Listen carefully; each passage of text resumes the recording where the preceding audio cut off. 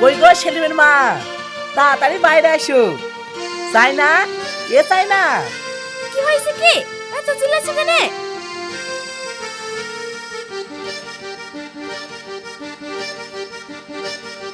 এই এইটা কে?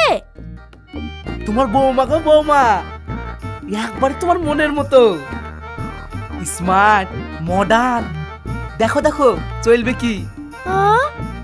হ্যাঁ মা, তুমি যেরকম বৌমা চাইছিলা একদম সেই রকম।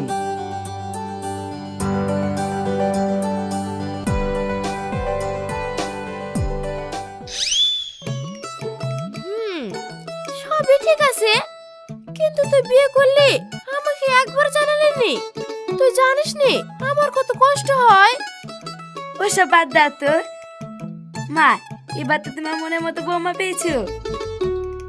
Wow, she is looking good. আমার কি সুন্দর ভাবি।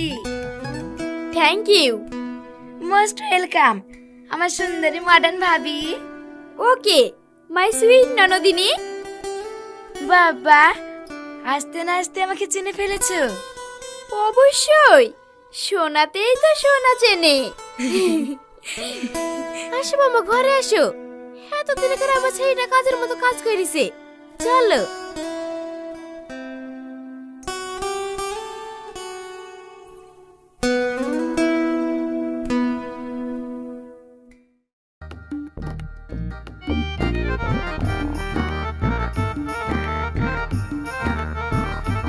বৌমা, এত বেলা হয়ে গেছে, কেন রান্না করোনি? আরে তো সেজে গুজে কোথায় যাবা? আমি কোথায় যাব সেটা কি আপনাকে বলে যেতে হবে? আর আমি এই বাড়ির চাকর নাকি যে আপনাদেরকে রান্না করে খাওয়াতে হবে?